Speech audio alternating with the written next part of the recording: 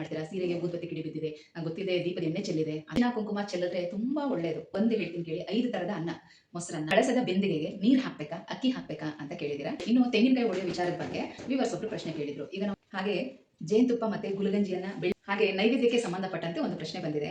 ಪ್ರಶ್ನೆ ಕೇಳಿದರೆ, ನನಗೆ ಹುಡಿ ತುಂಬಬೇಕು ಅನ್ನೋದು ಗೊತ್ತಿರಲಿಲ್ಲ, ನಾನು ಯಾವಾಗಲೂ ಹುಡಿ ತುಂಬ್ತಾ ಇರಲಿಲ್ಲ. ಹಾಗೆ ನಾವು ಕಳಸಕ್ಕೆ ಹಾಕುವಂತ ಮಾಂಗಲ್ಯದ ಬಗ್ಗೆ ಕೂಡ ಪ್ರಶ್ನೆ ಕೇಳಿದ್ದಾರೆ. ಪಶ್ಚಿಮಾಭಿಮುಖವಾಗಿದೆ ನಮ್ಮನೆ ದೇವ್ರ ಮನೆ ಅಂತ ಪ್ರಶ್ನೆ ಕೇಳಿದ್ದಾರೆ. ಅಷ್ಟೊಂದು ಒಳ್ಳೇದಲ್ಲ, ನನಗೆ ತೀರಾ ಬಿಡಿಸಿ ಹೇಳೋದಕ್ಕೂ ಕೂಡ ಕಷ್ಟ ಆಗುತ್ತೆ. ಅದನ್ನ ಸರ್ಜರಿ ಆಗಿದೆ, 2 ತಿಂಗಳು ರೆಸ್ಟ್ ಬೇಕಂತ ಹೇಳಿದ್ದಾರೆ. ನಾನು ಕೆಲಸ ಏನು ಮಾಡೋದಕ್ಕಾಗಲ್ಲ, ಇವಾಗ ಹೇಗೆ ಹಬ್ಬ ಮಾಡ್ಲಿ ಅಂತ ಕೇಳಿದ್ದಾರೆ. ಜಗವೇ ನೀನು ಗೆಳತಿಯೇ. ಎಲ್ರಿಗೂ ನಮಸ್ಕಾರ. ಗೆಳತಿ ದಿನಚರಿಗೆ ನಿಮ್ಮೆಲ್ಲರಿಗೂ ಸ್ವಾಗತ. ಈಗಾಗಲೇ ಪ್ರಿಪರೇಷನ್ ಫಾರ್ ವರಮಹಾಲಕ್ಷ್ಮಿ ಹಬ್ಬ ಅಂತ ಹೇಳಿ ಒಂದಷ್ಟು ವಿಡಿಯೋನ ಪೋಸ್ಟ್ ಮಾಡ್ತಾ ಇದ್ದೀನಿ. ನೀವೆಲ್ಲ ಕೂಡ ತುಂಬಾನೇ ಇಂಟ್ರೆಸ್ಟ್ ಇಂದ ನೋಡ್ತಾ ಇದ್ದೀರಾ, ತುಂಬಾ ಚೆನ್ನಾಗಿ ಸಪೋರ್ಟ್ ಮಾಡ್ತಾ ಇದ್ದೀರಾ. Thank you so much.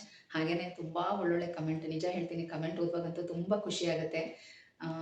ನಿಮ್ಮ ಪ್ರೀತಿ ಪ್ರೋತ್ಸಾಹಕ್ಕೆ ಹೃತ್ಪೂರ್ವಕ ಧನ್ಯವಾದಗಳು. ಹೀಗೆ ಸಪೋರ್ಟ್ ಮಾಡ್ತಾ ಇರಿ ಅಂತ ಕೇಳ್ಕೊತಾ ಇದ್ದೀನಿ.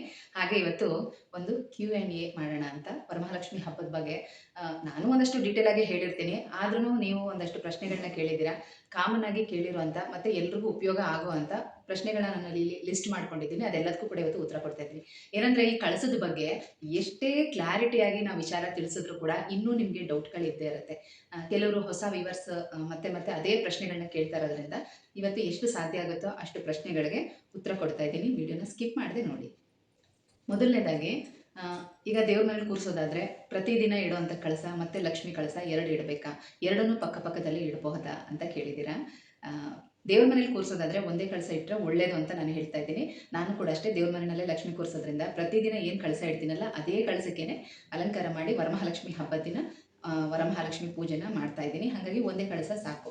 ಇನ್ನು ಹೊರಗಡೆ ಕೂರಿಸೋವಂಥವ್ರು 2 ಕಳಸ ಇಟ್ಕೋಬಹುದು. ದೇವ್ರ ಮನೇಲಿ ಪ್ರತಿದಿನ ಪೂಜೆ ಮಾಡೋ ಕಳಸ, ಹೊರಗಡೆ ನಿಮ್ಮ ವರಮಹಾಲಕ್ಷ್ಮಿ ಕಳಸ. ಮತ್ತೆ ಹೊರಗಡೆ ಈಗ ನೀವು ಅಲಂಕಾರಿಕ ಲಕ್ಷ್ಮಿಯನ್ನ ಇಡ್ತೀರಾ ಅನ್ನೋದಾದ್ರೆ ಮುಂಭಾಗದಲ್ಲಿ ಲಕ್ಷ್ಮಿ ಕಳಸನ ಇಡ್ಲೇಬೇಕಾಗತ್ತೆ. ಆಗ ಅದು 3 ಕಳಸ ಅಂತ ಲೆಕ್ಕ ತಗೋಬೇಡಿ. ಯಾಕಂದ್ರೆ 2 ಕಳಸಕ್ಕೆ ಅಷ್ಟೇನೆ ನೀವು ಅಂದ್ರೆ ದೇವಿನ ಆವಾಹನೆ ಮಾಡೋದಲ್ವಾ. ಒಂದು ಪ್ರತಿದಿನದ ಕಳಸ ದೇವ್ರ ಮನೇಲಿ ಇಟ್ಟಿರ್ತೀರಾ, ಇನ್ನೊಂದು ಲಕ್ಷ್ಮಿ ಕಳಸಕ್ಕೆ ಮಾತ್ರ ಪೂಜೆ ಮಾಡೋದ್ರಿಂದ ಅದು ಕೂಡ 2 ಕಳಸ ಲೆಕ್ಕ ಬರುತ್ತೆ, 3 ಕಳಸ ಆಗೋದಿಲ್ಲ. ಕನ್ಫ್ಯೂಸ್ ಮಾಡ್ಕೋಬೇಡಿ.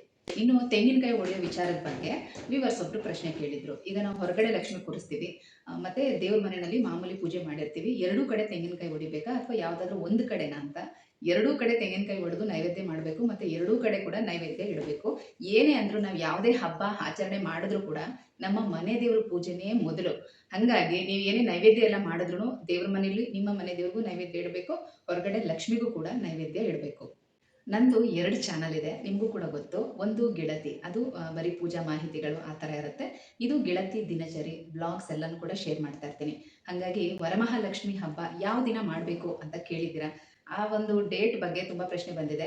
21ನೇ ತಾರೀಕು ಮಾಡಬೇಕು ಅಂತ ನಾನು ಕೂಡ ಹೇಳಿದ್ದೀನಿ. ನಿಮ್ಗೆ ಏನಾದರೂ ಡೌಟ್ ಇದ್ರೆ, ತುಂಬ ಕ್ಲಿಯರ್ ಆಗಿ ವಿಚಾರ ತಿಳ್ಕೊಬೇಕು ಅಂತ ಇದ್ರೆ ನನ್ನ ಗೆಳತಿ ಚಾನಲ್ನಲ್ಲಿ ಆ ವಿಡಿಯೋ ಪೋಸ್ಟ್ ಮಾಡಿದ್ದೀನಿ, ನೀವು ಅದನ್ನು ನೋಡಿ ತಿಳ್ಕೊಬಹುದು. 21ನೇ ತಾರೀಕು ಯಾರಿಗಾದ್ರೂ ಪೀರಿಯಡ್ಸ್ ಡೇಟ್ ಇದ್ರೆ ಅಥವಾ ಕಾರಣಾಂತರಗಳಿಂದ ಅವತ್ತು ಮಾಡೋಕ್ಕಾಗಲ್ಲ ಅಂದರೆ 28ನೇ ತಾರೀಕು ಮಾಡಬಹುದು. 3ನೇ ಶ್ರಾವಣ ಶುಕ್ರವಾರ, ಅವತ್ತು ಹುಣ್ಣಿಮೆ ಕೂಡ ಇರುತ್ತೆ. ಇನ್ನು ಆ ದಿನನೂ ಕೂಡ ಮಾಡೋಕ್ಕಾಗಲ್ಲ ಅನ್ನೋರು 4ನೇ ಶ್ರಾವಣ ಶುಕ್ರವಾರ ಮಾಡಬಹುದು. ಆದಷ್ಟು ಈ ದಿನದಲ್ಲೇ ಮಾಡೋದಕ್ಕೆ ಪ್ರಯತ್ನ ಮಾಡಿ. ಯಾಕಂದ್ರೆ ಈಗ ವರ್ಷಕ್ಕೆ ಒಂದೇ ಸಲ ಹಬ್ಬ ಬರೋದು, ಹಾಗಾಗಿ ಆದಷ್ಟು ಈ 2 ಡೇಟಲ್ಲಿ ಮಾಡೋದಕ್ಕೆ ಪ್ರಯತ್ನ ಮಾಡಿ.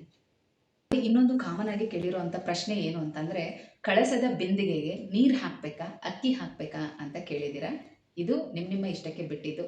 ನಾನು ಯಾವಾಗ ಹಬ್ಬ ಸ್ಟಾರ್ಟ್ ಮಾಡೋದೋ ಆವಾಗಿಂದ ಇವತ್ತಿನ ತನಕನೂ ನೀರು ಹಾಕಿನೇ ಪೂಜೆ ಮಾಡ್ತಾ ಇರೋದು. ಕಳಸ ಅಂತ ಸ್ಥಾಪನೆ ಮಾಡೋದಾದ್ರೆ ಆ ಬಿಂದಿಗೆಗೆ ನೀರು ಹಾಕೋದೇ ಶ್ರೇಷ್ಠ. ಗಂಗೆ ಅಲ್ವಾ, ಹಾಗಾಗಿ ನೀರು ಹಾಕೋದೇ ಶ್ರೇಷ್ಠ. ಇನ್ನು ನೀವೇನಾದರೂ ಸೀರೆಗಳೆಲ್ಲ ಉಡಿಸೋದು ಅದು ನಿಮ್ಮ ಇಷ್ಟಕ್ಕೆ ಬಿಟ್ಟಿರೋದು. ಹಾಗಾಗಿ ನೀವು ಹೇಗೆ ಅಲಂಕಾರ ಮಾಡ್ತಿರೋ ಅಥವಾ ನೀವು ಇಷ್ಟು ವರ್ಷ ಹೇಗೆ ಮಾಡ್ಕೊಂಡು ಬಂದಿದ್ರು ಆ ರೀತಿ ಮಾಡಿ ತಪ್ಪೇನೂ ಇಲ್ಲ. ಈಗ ಅಕ್ಕಿನೇ ಹಾಕಬೇಕು ಅನ್ನೋದಾದ್ರೆ ನಾವು ಕಳಸದ ಕೆಳಗಡೆ ಕೂಡ ಅಕ್ಕಿ ಹಾಕಿರ್ತೀವಲ್ವಾ, ಅಕ್ಕಿನ ಹಾಕಿನೇ ಅದ್ರ ಮೇಲೆ ನಾವು ಕಳಸನ ಪ್ರತಿಷ್ಠಾಪನೆ ಮಾಡೋದು. ಹೀಗಿರುವಾಗ ಕಳಸದ ಬಿಂದಿಗೆ ಒಳಗೂ ಕೂಡ ಅಕ್ಕಿನೇ ಹಾಕಬೇಕು ಅಂತೇನಿಲ್ಲ. ಇನ್ನೊಬ್ರು ವಿವರ್ಸ್ ನಾವು ಗೋಧಿ ಏನೋ ಬೆಳಿತೀವಿ ಅದನ್ನ ಹಾಕ್ಬೋದಂದ್ರು, ಖಂಡಿತವಾಗ್ಲೂ ಹಾಕಿ. ಗೋಧಿ, ಭತ್ತ ಈ ಥರನೂ ಕೂಡ ಹಾಕ್ಬೋದು. ನಾನೇನು ಹೇಳ್ತೀನಿ ಅಂದರೆ, ಕಳಸದ ಕೆಳಗಡೆ ಒಂದು ಪ್ಲೇಟು ಅಥವಾ ಬಾಳೆ ಎಲೆ ಇಟ್ಟು ಅಕ್ಕಿನ ಹಾಕಿ ಅದ್ರ ಮೇಲೇ ನಾವು ಕಳಸ ಸ್ಥಾಪನೆ ಮಾಡೋದು. ಹೀಗಿರುವಾಗ ಕಳಸದ ಬಿಂದಿಗೆ ಒಳಗೆ ನೀರು ಹಾಕೋದೇ ಶ್ರೇಷ್ಠ ಅಂತ ಹೇಳ್ತೀನಿ.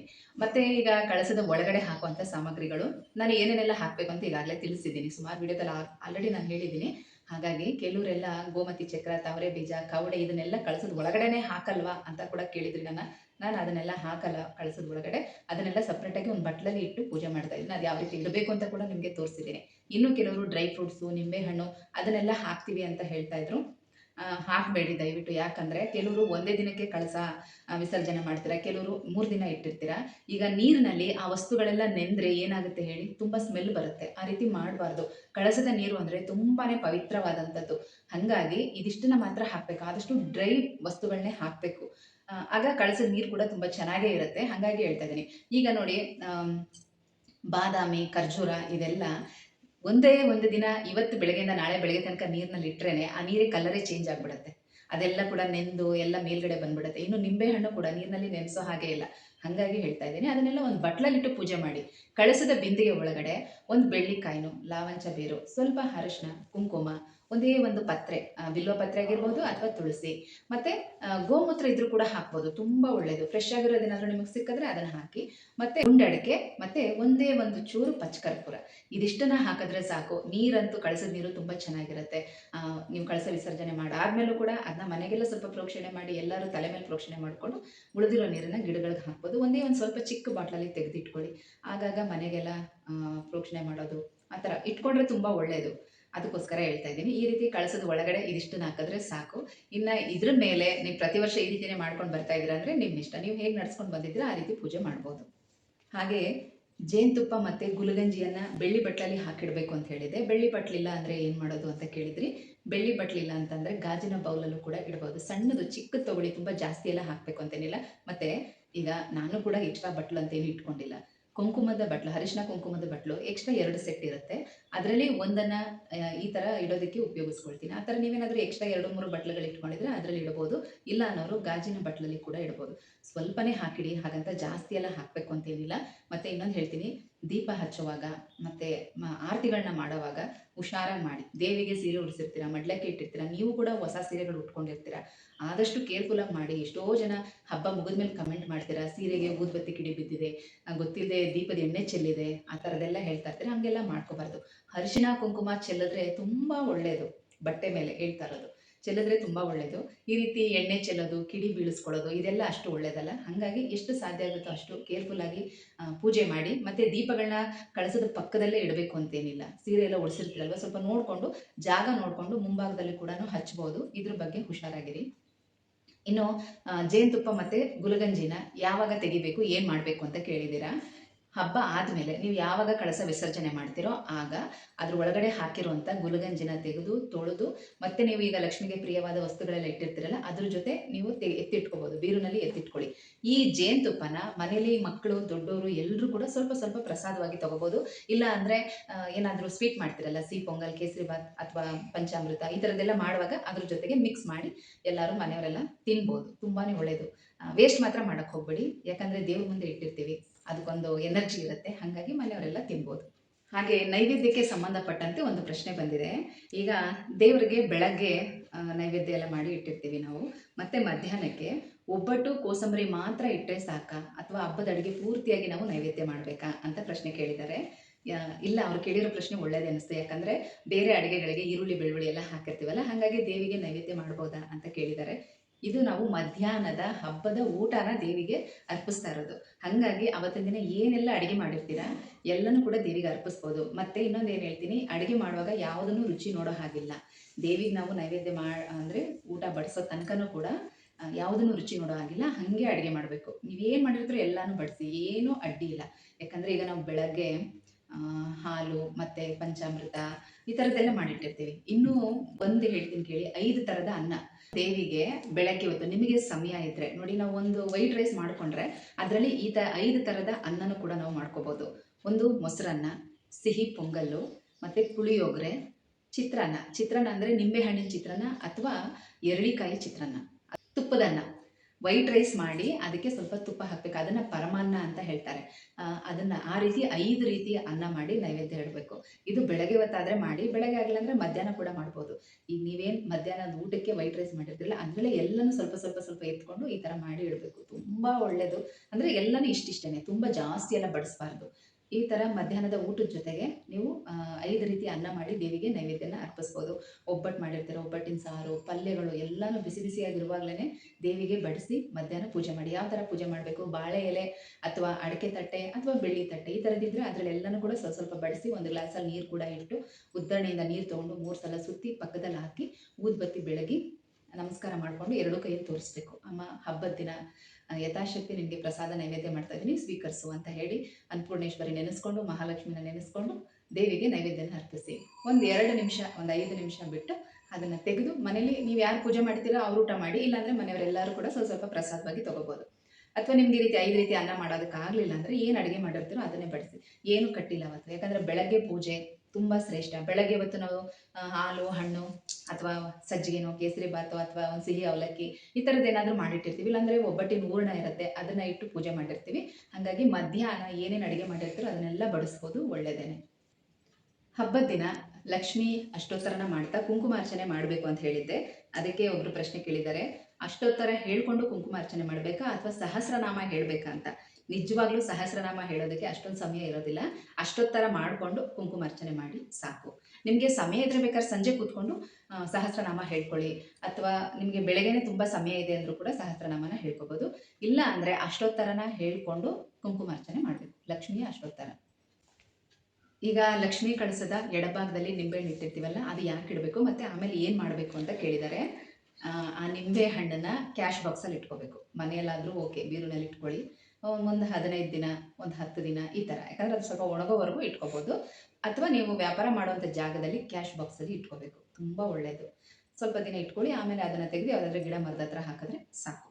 ಮತ್ತು ಇನ್ನೊಬ್ಬರು ಕುಂಕುಮಾರ್ಚನೆ ಮಾಡೋದನ್ನು ತೋರಿಸಿ ಅಂತ ಕೇಳಿದ್ದೀರಾ. ನಾನು ಸುಮಾರು ವಿಡಿಯೋಗಳಲ್ಲಿ ಹೇಳ್ಕೊಟ್ಟಿದ್ದೀನಿ. ಅಲ್ಲದೆ ಈಗ ಪ್ರಿಪರೇಷನ್ ಫಾರ್ ವರಮಹಾಲಕ್ಷ್ಮಿ ಹಬ್ಬ ಈ ವಿಡಿಯೋಗಳಲ್ಲೂ ಕೂಡ ನಾನು ತೋರಿಸಿದ್ದೀನಿ. ದಯವಿಟ್ಟು ವಿಡಿಯೋನ ಸ್ಕಿಪ್ ಮಾಡಿದ್ರೆ ನೋಡಿ, ಗೊತ್ತಾಗುತ್ತೆ. ಹಾಗೆ ಇನ್ನೊಬ್ಬರಂತೂ ಸುಮಾರು 4-5 ವಿಡಿಯೋಗೆ ಇದೊಂದು ಕಮೆಂಟ್ ಮಾಡಿದ್ದೀರಾ, ದೇವಸ್ಥಾನದಲ್ಲಿ ಕುಂಕುಮಾರ್ಚನೆ ಮಾಡೋದು ಹೇಗೆ ತಿಳಿಸಿ ಅಂತ ಹೇಳಿದ್ದೀರಾ. ನೀವು ಯಾವ ರೀತಿನಲ್ಲಿ ಕೇಳ್ತಾ ಇದ್ದೀರಾ ಅಂತ ನನಗೆ ಗೊತ್ತಿಲ್ಲ.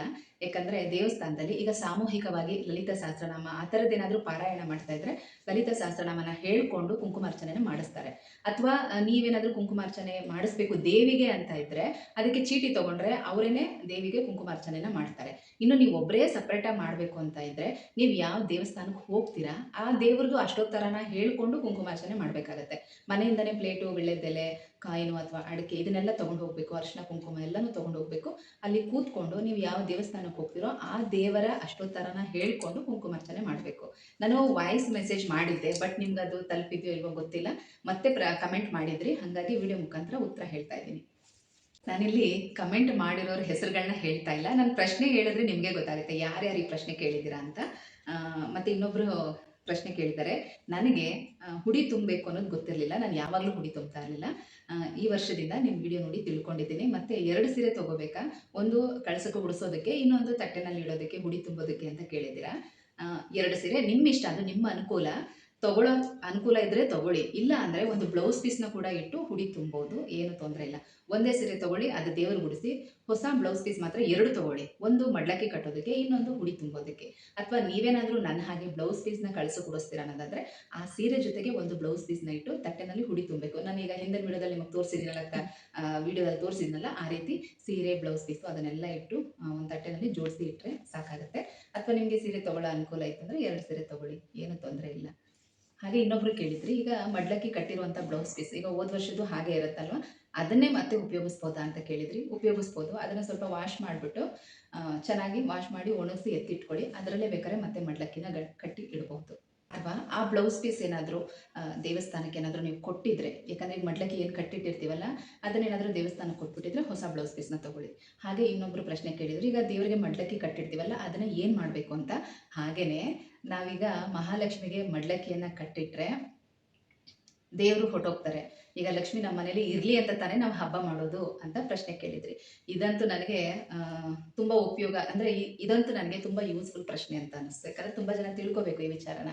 ಒಂದೇನೆಂದರೆ, ನಮ್ಮ ಮನೆ ಹೆಣ್ಮಕ್ಳನ್ನ ಗೌರಿಗೆ ಹೋಲಿಸ್ತಾರೆ, ಗೌರಿ ಅಂತಾರೆ.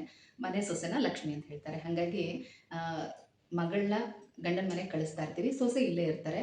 ಹಾಗಾಗಿ ಇಲ್ಲೇ ಇರೋವಂಥವ್ರಿಗೆ ಮಡ್ಲಕ್ಕಿ ಕೊಡಬಾರ್ದು ಅಂತ ಹೇಳ್ತಾರೆ ಅಂತ ಪ್ರಶ್ನೆಯ ಅರ್ಥದಲ್ಲಿ ಅವರು ಕೇಳಿರೋದು, ಅನ್ನೋ ಅರ್ಥದಲ್ಲಿ ಅವರು ಪ್ರಶ್ನೆ ಕೇಳಿರೋದು. ಈಗ ನಾವು ಮಗಳು ಸೊಸೆ ಅನ್ನೋದಕ್ಕಿಂತ ಈಗ ಒಂದು ಮುತ್ತೈದೆ ಹೆಣ್ಮಗಳು ಅಂತ ನೋಡಬೇಕು ಅಲ್ವಾ? ಯಾರೇ ಮುತ್ತೈದೆ ಹೆಣ್ಮಕ್ಳು ಮನೆಗೆ ಬಂದ್ರೂ ನಾವು ಅವ್ರಿಗೆ ಫಲ ತಾಂಬೂಲ ಅರಿಶಿನ ಕುಂಕುಮ ಎಲ್ಲ ಕೊಟ್ಟು ಹುಡಿ ತುಂಬಿ ಕಳಿಸ್ತೀವಿ. ಅದೇ ಅರ್ಥದಲ್ಲೇ ಮಡ್ಲಕ್ಕಿ ಕಟ್ಟಿಡಬೇಕು. ಹಾಗೆ ವರಮಹಾಲಕ್ಷ್ಮಿ ಹಬ್ಬ ಮಾಡೋದು ತಾಯಿ ಬರೋದು ವರವನ್ನು ಕೊಟ್ಟು ಹೋಗೋದಕ್ಕೆ. ಪ್ರತಿಯೊಂದು ರೂಪದಲ್ಲಿ ಅವರು ಮನೇಲಿ ನೆಲೆಸೇ ಇರ್ತಾರೆ. ಹಾಗಾಗಿ ಮಡ್ಲಕ್ಕಿ ಗಂಟನ್ನು ಕಟ್ಟಿಡಬೇಕು. ಇವರು ನನ್ನ ರೆಗ್ಯುಲರ್ ವ್ಯೂವರ್ಸು. ಇವರೊಂದು ಪ್ರಶ್ನೆ ಕೇಳಿದ್ದಾರೆ. ನಮ್ಮ ಮನೇಲಿ ದೇವ್ರ ಮನೆ ಇಲ್ಲ, ಒಂದು ಚಿಕ್ಕ ಗೂಡು ಥರ ಮಾಡಿದ್ದಾರೆ, ಅಲ್ಲೇ ಲಕ್ಷ್ಮಿ ಕೂರಿಸ್ತಾ ಇರ್ತೀನಿ, ಅದರಲ್ಲಿ 2 ಕಳಸ ಎಲ್ಲ ಇಡೋದಕ್ಕಾಗಲ್ಲ ಅಂತ ನಾನು ಪ್ರತಿ ಸಲ ಹೇಳ್ತಾ ಇದ್ದೀನಿ. ನೀವು ಪ್ರತಿದಿನ ಪೂಜೆ ಮಾಡುವಂಥ ಕಳಸಕ್ಕೇ ಆ ದಿನ ಅಲಂಕಾರ ಮಾಡಿ ಲಕ್ಷ್ಮಿನ ಆವಾಹನೆ ಮಾಡಿ ಪೂಜೆ ಮಾಡ್ಬೋದು. 2 ಕಳಸ ಇಡಬೇಕು ಅಂತೇನಿಲ್ಲ. ಹಾಗೆಯೇ ಇನ್ನೊಂದು ಹೇಳ್ತೀನಿ ಕೇಳಿ. ಏನು ಜಾಗ ಇದೆಯೋ ಅಷ್ಟರಲ್ಲೇ ಚಿಕ್ಕದಾಗಿ ಚೊಕ್ಕವಾಗಿ ಅಚ್ಚುಕಟ್ಟಾಗಿ ಸಿಂಪಲ್ಲಾಗಿ ಪೂಜೆ ಮಾಡಿ. ನಿಮ್ಮ ಮನಸ್ಥಿತಿ ಮುಖ್ಯನೇ ಹೊರತು ನೀವು ಎಷ್ಟು ಅಲಂಕಾರವಾಗಿ ಎಷ್ಟು ಗ್ರ್ಯಾಂಡಾಗಿ ಹಬ್ಬ ಮಾಡಿದ್ದೀರ ಅನ್ನೋದು ಮುಖ್ಯ ಅಲ್ಲ. ಏನೇ ಟೆನ್ಷನ್ ಇದ್ದರೂ ಎಷ್ಟೇ ಸ್ಟ್ರೆಸ್ ಆಗಿದ್ರೂ ಕೂಡ ನೀವು ಖುಷಿಯಾಗಿ ನಗುಮುಖದಿಂದ ಪೂಜೆ ಮಾಡ್ತೀರಲ್ಲ, ಅದೇ ಒಂದು ಪಾಸಿಟಿವ್ ಎನರ್ಜಿ, ಅದೇ ನಿಮಗೆ ಆ ತಾಯಿ ಮಾಡುವಂಥ ಆಶೀರ್ವಾದ. ಒಂದು ಎಕ್ಸಾಂಪಲ್ ಹೇಳಬೇಕು ಅಂದರೆ ನನ್ನ ತಂಗಿನೂ ಕೂಡ ಹಾಗೆ. ಮೊದಲು ಅವಳು ಹಬ್ಬ ಸ್ಟಾರ್ಟ್ ಮಾಡಿದಾಗ ಒಂದು ಚಿಕ್ಕ ಬಾಡಿಗೆ ಮನೆ, ದೇವ್ರ ಮನೆ ಕೂಡ ಇಲ್ಲ, ಒಂದು ಹಾಲು ಅಡುಗೆ ಮನೆ, ಹಾಲು ಕೂಡ ಚಿಕ್ಕದು, ಅಲ್ಲೂ ಕೂಡ ಹಾಗೇನೆ ಒಂದು ಚಿಕ್ಕ ಗೂಡಲ್ಲೇ ಲಕ್ಷ್ಮಿ ಕೂರಿಸ್ತಾ ಇದ್ದು. ಹಬ್ಬ ಶುರು ಮಾಡಿ 7 ವರ್ಷ ಅಲ್ಲೇ ಹಬ್ಬ ಮಾಡಿದ್ದು. 8ನೇ ವರ್ಷಕ್ಕೆ ಸ್ವಲ್ಪ ದೊಡ್ಡದಾಗಿರುವಂಥ ಸಿಂಗಲ್ ಬೆಡ್ರೂಮ್ ಮನೇನ ಮಾಡಿಕೊಂಡ್ರು. ಅಲ್ಲಿ ತುಂಬ ಚೆನ್ನಾಗಿ ಗ್ರ್ಯಾಂಡಾಗಿ ಮಾಡಿದ್ರು. ಅದೇ ವರ್ಷ ಅಮ್ಮನ ಮೊಗಸರಿನೂ ಕೂಡ ತೊಗೊಂಡಿದ್ದು. 8ನೇ ವರ್ಷಕ್ಕೆ ಅಮ್ಮನ ಮೊಗಸರಿ ತೊಗೊಂಡಿದ್ದು. ಏನು ಗೊತ್ತಾ, ದೇವಿ ಪರೀಕ್ಷೆ ಮಾಡ್ತಾ ಇರ್ತಾರೆ ನಮ್ಮ ತಾಳ್ಮೆಯನ್ನು. ನಾವು ಆತರ ಪಡಬಾರ್ದು, ಇದು ಬೇಕು ಅದು ಬೇಕು, ಹಬ್ಬ ಮಾಡೋಕ್ಕೆ ಈ ಜಾಗ ಸರಿಗಿಲ್ಲ, ಯಾಕಂದರೆ ನೆಪಗಳನ್ನು ಹೇಳಬಾರ್ದು. ನಾವು ಇರೋದ್ರಲ್ಲೇ ಹೇಗೆ ಅಚ್ಚುಕಟ್ಟಾಗಿ ಖುಷಿಯಿಂದ ನಾವು ಮಾಡ್ಕೊಂಡು ಹೋಗ್ತೀವಿ ಅನ್ನೋದೇ ಮುಖ್ಯ. ಹಾಗಾಗಿ ಹೇಳ್ತಾ ಇದ್ದೀನಿ. ನೆಕ್ಸ್ಟು ಬಾಡಿಗೆ ಸಿಂಗಲ್ ಬೆಡ್ರೂಮ್ ಬಾಡಿಗೆ ಮನೆಯಿಂದ ಡಬಲ್ ಬೆಡ್ರೂಮ್ ಲೀಸ್ ಮನೆಗೆ ಹೋದರು. ಹಾಗೆ ನಾವು ಎಷ್ಟು ತಾಳ್ಮೆಯಿಂದ ಎಷ್ಟು ಸಮಾಧಾನದಿಂದ ನಮ್ಮ ಕೆಲಸ ನಾವು ಮಾಡ್ಕೊಂಡು ಹೋಗ್ತೀವೋ, ದೇವರು ಕೂಡ ಅದೇ ಥರ ಒಂದೊಂದೇ ಸ್ಟೆಪ್ ನಮ್ಮನ್ನು ಹತ್ತಿಸ್ಕೊಂಡು ಹೋಗ್ತಾ ಇರ್ತಾರೆ. ಹಾಗಾಗಿ ಹೇಳ್ತಾ ಇದ್ದೀನಿ, ಜಾಗ ಚಿಕ್ಕದು ಮನೆ ಚಿಕ್ಕದು ಆ ಥರದ್ದೆಲ್ಲ ಕೊರಗಕ್ಕೆ ಹೋಗಬೇಡಿ. ಇರೋ ಜಾಗದಲ್ಲೇ ಇರೋ ಅನುಕೂಲದಲ್ಲೇ ನೀವು ಎಷ್ಟು ಚೆನ್ನಾಗಿ ಹಬ್ಬ ಮಾಡ್ತೀರ ಅನ್ನೋದೇ ಮುಖ್ಯ. ಹಾಗೆ ನಾವು ಕಳಸಕ್ಕೆ ಹಾಕುವಂಥ ಮಾಂಗಲ್ಯದ ಬಗ್ಗೆ ಕೂಡ ಪ್ರಶ್ನೆ ಕೇಳಿದ್ದಾರೆ. ಕೆಲವರೆಲ್ಲ ಚಿನ್ನ ಅಥವಾ ಬೆಳ್ಳಿಯ ತಾಳಿಯನ್ನು ತೆಗೆದಿಟ್ಕೊಂಡಿರ್ತೀರ, ಕರಿಮಣ್ಣಿನಲ್ಲಿ ಪೋಣಿಸಿ ಅದನ್ನು ಕಳಸಕ್ಕೆ ಹಾಕ್ತಾ ಇರ್ತೀರ. ಈಗ ನೀವು ಒಂದೇ ಕಳಸನ ಅಂದರೆ ಪ್ರತಿದಿನದ ಕಳಸಕ್ಕೆ ನೀವು ಈ ರೀತಿ ಚಿನ್ನ ಅಥವಾ ಬೆಳ್ಳಿ ಮಾಂಗಲ್ಯನ ಹಾಕಿರ್ತೀರ. ಹೊರಗಡೆ ನೀವು ಲಕ್ಷ್ಮಿ ಕೂರಿಸ್ತೀರ ಅಂದರೆ ಆ ಲಕ್ಷ್ಮಿಗೆ ಅರಿಶಿನ ಕೊಂಬಿನ ಮಾಂಗಲ್ಯನ ಕಟ್ಟಬೇಕಾಗತ್ತೆ. ಅಥವಾ ನೀವು ದೇವ್ರ ಮನೇಲೆ ಕೂರಿಸೋದಾದ್ರೆ ಇರೋ ಮಾಂಗಲ್ಯನೇ ಕಳಸಕ್ಕೆ ಆ ದಿನ ಹಾಕ್ಬೋದು. ಇಲ್ಲೊಬ್ರು ಕೇಳಿದ್ದಾರೆ, ಅರಿಶಿನ ಕೊಂಬಿನ ಮಾಂಗಲ್ಯನೇ ಶ್ರೇಷ್ಠ, ಅದನ್ನೇ ಹಾಕಬೇಕಾ ಅಥವಾ ಈ ಥರ ಚಿನ್ನ ಬೆಳ್ಳಿ ತಾಳಿನ ಕೂಡ ಹಾಕ್ಬೋದಾ ಅಂತ ಕೇಳಿದ್ರ. ನೀವು ಆಲ್ರೆಡಿ ಚಿನ್ನ ಬೆಳ್ಳಿ ತಾಳಿಯನ್ನು ತೆಗೆದಿಟ್ಕೊಂಡಿದ್ರೆ ಅದನ್ನೇ ಹಾಕಿ. ಇಲ್ಲ ಅನ್ನೋರು ಮಾತ್ರ ಅರಿಶಿನ ಕೊಂಬಿನ ಮಾಂಗಲ್ಯನ ಹಾಕ್ಬೋದು. ಮತ್ತೆ ನಾನು ಮತ್ತೆ ಹೇಳ್ತಾ ಇದ್ದೀನಿ, ದೇವ್ರ ಮನೇಲಿ ಕೂರಿಸೋದಾದ್ರೆ ಇರೋದನ್ನೇ ಹಾಕಿ. ಅಥವಾ ನೀವು ಹೊರಗಡೆ ಹಾಲ್ನಲ್ಲಿ ಕೂರಿಸೋದಾದ್ರೆ ನಿಮ್ಮ ದೇವ್ರ ಮನೆಯಲ್ಲಿ ಇಟ್ಟಿರೋ ತಾಳಿನ ತೆಗೆದು ಇಲ್ಲಿಗೆ ಹಾಕಬಾರ್ದು. ಹಾಗಾಗಿ ಅದರದ್ದು ಅದಕ್ಕೇನೆ ಇಡಬೇಕು. ಈ ಲಕ್ಷ್ಮಿಗೆ ಅರಿಶಿನ ಕೊಂಬಿನ ಮಾಂಗಲ್ಯನ ಕಟ್ಟಬಹುದು. ಚಿನ್ನದ ತಾಳಿನ ಹಾಕ್ತಾ ಇದ್ದೀನಿ, ಆದರೆ ಅರಿಶಿನ ಕೊಂಬಿನ ತಾಳಿನ ಹಾಕಬೇಕಾ, ಎರಡರಲ್ಲಿ ಯಾವುದು ಶ್ರೇಷ್ಠ ಅಂತ ಕೇಳಿದ್ದೀರಾ. ಎರಡೂ ಕೂಡ ತುಂಬ ಶ್ರೇಷ್ಠನೇ. ಪೂಜೆಯ ಸರಿಯಾದ ಹಂತ ಹಂತದ ವಿಧಾನವನ್ನು ತಿಳಿಸ್ಕೊಡಿ. ಕುಂಕುಮಾರ್ಚನೆ ಆರತಿ ಯಾವ ಸಮಯದಲ್ಲಿ ಮಾಡಬೇಕು ಅಂತ ತಿಳಿಸ್ಕೊಡಿ ಅಂತ ಹೇಳಿದ್ದಾರೆ. ಈಗಾಗಲೇ ಒಂದು ವಿಡಿಯೋ ಪೋಸ್ಟ್ ಮಾಡಿದ್ದೀನಿ, ಅದರಲ್ಲಿ ಎಲ್ಲ ಕೂಡ ಸ್ಟೆಪ್ ಬೈ ಸ್ಟೆಪ್ ಯಾವ್ಯಾವ ಥರ ಪೂಜೆ ಮಾಡ್ಕೋಬೇಕು, ಬೆಳಗ್ಗೆ ಮಧ್ಯಾಹ್ನ ರಾತ್ರಿ ಇದನ್ನೆಲ್ಲ ಕೂಡ ತಿಳಿಸಿದ್ದೀನಿ. ಇನ್ನೊಂದಷ್ಟು ವಿಚಾರ ಅದರಲ್ಲಿ ಮಿಸ್ ಆಗಿದೆ, ಮುಂದಿನ ವಿಡಿಯೋದಲ್ಲಿ ಅದನ್ನು ತಿಳಿಸ್ತಾ ಹೋಗ್ತೀನಿ. ಬೆಳಗ್ಗೆನೆ ಅಭಿಷೇಕ, ಪೂಜೆ, ಅರ್ಚನೆ, ದೀಪಾರಾಧನೆ ಎಲ್ಲನೂ ಕೂಡ ಬೆಳಗ್ಗೆನೆ ಮಾಡಿಬಿಡ್ಬೇಕು. ಅಕಸ್ಮಾತ್ ನಿಮಗೆ ಬೆಳಗ್ಗೆ ಬೆಟ್ಟದ ನೆಲ್ಲಿಕಾಯಿ ದೀಪ ಒಂದು ಹಚ್ಚಕ್ಕಾಗಲಿಲ್ಲ ಅಂದರೆ ಅದನ್ನು ಮಾತ್ರ ಸಂಜೆ ದೀಪ ಹಚ್ಚಿ ಕನಕದಾರ ಸ್ತೋತ್ರ ಒಂದನ್ನು ಮಾತ್ರ ಬೆಳಗ್ಗೆ ಮತ್ತು ಸಂಜೆ 2 ಟೈಮ್ ಓದಬೇಕು. ಆಯಿತಾ? ಇನ್ನು ಕುಂಕುಮಾರ್ಚನೆ ಆಗಿರಲಿ, ಪ್ರತಿಯೊಂದು ಪೂಜೆನೂ ಕೂಡ ಬೆಳಗ್ಗೆನೆ ಮುಗಿಸ್ಕೋಬೇಕು. ಶುಭ ಮುಹೂರ್ತ, ಶುಭ ಲಗ್ನ ಅಂತ ಏನಕ್ಕೆ ಹೇಳೋದೇಳಿ. ಹಾಗಾಗಿ ಸಂಜೆಗೆ ಅಂತೂ ಏನೂ ಇರೋದಿಲ್ಲ, ಎಲ್ಲವೂ ಬೆಳಗ್ಗೆನೆ ಮಾಡ್ಕೋಬೇಕು. ಸಂಜೆ ಮಾತ್ರ ಮತ್ತೆ ಇನ್ನೊಂದ್ಸಲ ಕೈಕಾಲು ಮುಖ ತೊಳ್ಕೊಂಡು ದೇವರ ದೀಪ, ಹೊಸ್ಲ ಹತ್ರ ದೀಪ, ತುಳಸಿ ಹತ್ರ ದೀಪ ಎಲ್ಲನೂ ಕೂಡ ಹಚ್ಚಿ, ನೀವು ಕೂಡ ತುಂಬ ಚೆನ್ನಾಗಿ ರೆಡಿಯಾಗಿ ಏನಾದರೂ ಬೆಳಗ್ಗೆ ಬೆಟ್ಟದಲ್ಲಿ ಕೈ ದೀಪ ಹಚ್ಚಿಲ್ಲ ಅಂದರೆ ಸಂಜೆ ದೀಪ ಹಚ್ಚಿ ಆರತಿ ಮಾಡಿ ಕನಕದಾರ ಸ್ತೋತ್ರನ ಹೇಳಿ. ಅಥವಾ ಬೆಳಗ್ಗೆನೇ ನೀವು ದೀಪನೂ ಹಚ್ಚಿದ್ದೀರಾ ಅನ್ನೋದಾದರೆ ಸಂಜೆ ಇಷ್ಟೆಲ್ಲ ರೆಡಿಯಾಗಿ ಕೂತ್ಕೊಂಡು ಕನಕದಾರ ಸ್ತೋತ್ರ ಒಂದನ್ನು ಓದಿ ದೇವಿಗೆ ಆರತಿ ಮಾಡಿ ಆಮೇಲೆ ನೀವು ಕುಂಕುಮ ಕೊಡೋದಕ್ಕೆ ಎಲ್ಲರನ್ನೂ ಕರೆಯೋಕ್ಕೆ ಹೋಗ್ಬೋದು. ಮತ್ತು ಸಂಜೆನೇ, ಯಾಕಂದರೆ ಇವಾಗ ಕುಂಕುಮ ಕೊಡೋದಕ್ಕೆ ಒಂದಷ್ಟು ಜನ ಬಂದಿರ್ತಾರಲ್ವ ಕುಂಕುಮ ತೊಗೊಳೋದಕ್ಕೆ, ಆಗಲೇ 2 ಅಥವಾ 5 ಜನ ಸೇರಿಕೊಂಡು ಕೆಂಪಾರತಿ ಮಾಡಿ ಒಂದು ಕಡೆ ಇಟ್ಟಿರಿ. ಏನಕ್ಕೆ ಅಂದರೆ ಈಗ ಅದನ್ನು ಕೂಡ ಅಷ್ಟೇ, ಬೇಕಾದರೆ ನಿಮಗೆ ಕನ್ಫ್ಯೂಸ್ ಆಗುತ್ತೆ ಅಂದರೆ ಸಪ್ರೇಟಾಗಿ ನಾನು ತೋರಿಸ್ತೀನಿ. ಒಂದು ತಟ್ಟೆನಲ್ಲಿ ನೀರು ಹಾಕ್ಕೊಂಡು ಅರಿಶಿನ ಕುಂಕುಮ ಹಾಕಿ 2 ತುಪ್ಪದ ದೀಪಗಳು ಚಿಕ್ಕ ಚಿಕ್ಕ ದೀಪ ಇಟ್ಕೊಂಡು ತುಪ್ಪದ ಬತ್ತಿ ಹಾಕಿ ಅದರಲ್ಲಿ ಆರತಿ ಮಾಡಬೇಕು. 2 ಹೆಣ್ಮಕ್ಳು ಅಥವಾ 5 ಜನ ಸೇರಿಕೊಂಡು ಆರತಿ ಮಾಡಿ. ಮನೇಲಿ ಏನಾದರೂ ತಾಯಿ ಮಗಳಿದ್ರೆ 2 ಸೇರಿಕೊಂಡು ಮಾಡ್ಬೋದು. ಅತ್ತೆ ಸೊಸೆ ಮಾಡ್ಬೋದು, ಅಮ್ಮ ಮಗಳು ಮಾಡ್ಬೋದು, ಈ ಥರ ಅಕ್ಕ ತಂಗಿಯರು ಮಾಡ್ಬೋದು, ಓರ್ಗಿತ್ತಿಯರು ಮಾಡ್ಬೋದು, ಅಥವಾ ಫ್ರೆಂಡ್ಸ್ ಮಾಡ್ಬೋದು. ಈ ರೀತಿ ಒಟ್ಟಿನಲ್ಲಿ 2 ಅಥವಾ 5 ಜನ ಸೇರ್ಕೊಂಡು ಆರತಿ ಮಾಡಿ. ನಿಮ್ಮ ಮನೇಲಿ ನೀವು ಒಬ್ಬರೇ ಹೆಣ್ಮಗಳಿದ್ದೀರಾ ಅಂದರೆ ಹಿಂಗೆ ಯಾರಾದರೂ ಕುಂಕುಮಕ್ಕೆ ಬಂದಾಗ ಅವ್ರನ್ನ ಕೂಡ ಜೊತೆಗೆ ಸೇರಿಸ್ಕೊಂಡು ಆರತಿ ಮಾಡಿ ಪಕ್ಕದಲ್ಲಿ ಇಟ್ಕೊಳ್ಳಿ ಆ ದೀಪ ಉರಿಯೋ ತನಕ. ಆಮೇಲೆ ಎಲ್ಲರೂ ಬಂದು ಹೋದ್ಮೇಲೆ ಮತ್ತೆ ಇನ್ನೊಂದ್ಸಲಿ ಆ ದೀಪಗಳನ್ನ ತೆಗೆದು ಪಕ್ಕಕ್ಕಿಟ್ಟು ದೇವಿಗೆ ಒಂದು 3 ಸುತ್ತ ನೀರನ್ನ ಸುತ್ತಿ ತೊಗೊಂಡು ಹೋಗಿ ಹೊರಗಡೆ ಚೆಲ್ಲಬೇಕು. ಈ ರೀತಿ ಮಾಡ್ಬೇಕು. ಯಾಕಂದ್ರೆ ತುಂಬಾ ಜನ ಬರ್ತಾ ಇರ್ತಾರೆ, ಅಮ್ಮಂಗೆ ದೃಷ್ಟಿ ಆಗುತ್ತೆ. ಹಾಗಾಗಿ ಆ ನೀರನ್ನ ಪಕ್ಕದಲ್ಲಿ ಇಟ್ಟಿರಿ. ಇದು ಸಂಜೆ ಮಾಡಬೇಕಾಗಿರೋದು. ಈ ಪ್ರಶ್ನೆ ನಮ್ಮನೆ ದೇವ್ರ ಮನೆಗೆ ಸಂಬಂಧಪಟ್ಟಂತೆ ದೀಪದ ಕೆಳಗೆ ಇಟ್ಟಿರುವಂಥ ಚಿಕ್ಕ ಚಿಕ್ಕ ಪೀಠಗಳನ್ನ ಎಲ್ಲಿ ತಗೊಂಡ್ರಿ ಅಂತ ಕೇಳಿದ್ದಾರೆ. ಅದು ಆ ಪೀಠಗಳು ಮತ್ತು ಆನೆ ಇದನ್ನೆಲ್ಲ ನಾನು ಒಂದೇ ಸಲ ತಗೊಂಡಿದ್ದು.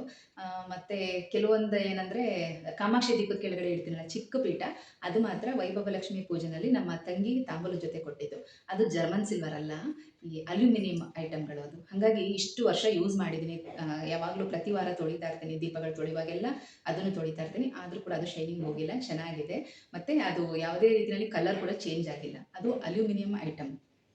ಭಾಷನ್ ಸರ್ಕಲಲ್ಲಿ ಸಿಗುತ್ತೆ. ನಾನು ಬೇರೆ ಎಲ್ಲಿ ಸಿಗುತ್ತೆ ಅಂತ ಗೊತ್ತಿಲ್ಲ. ಚಿಕ್ಕಪೇಟೆಲೆಲ್ಲ ನಾನು ತೊಗೊಂಡಿದ್ದಲ್ಲ, ಅದು ಭಾಷನ್ ಸರ್ಕಲಲ್ಲಿ ಸಿಗುತ್ತೆ. ತುಂಬಾ ಯೂಸ್ಫುಲ್ ಆಗುವಂಥ ಪ್ರಶ್ನೆ ಇದು. ಏನಂದರೆ ಈಗ ಸೀರೆ ಉಡಿಸಿ ಅಲಂಕಾರ ಮಾಡಿ ನಾವೇನು ತೋರಿಸಿದ್ದೀನಿ ಅದೇ ರೀತಿ ಹಿಂದಿನ ದಿನನೇ ರೆಡಿ ಮಾಡಿ ಇಟ್ಕೋಬೋದಾ ಅಂತ ಕೇಳಿದ್ದಾರೆ.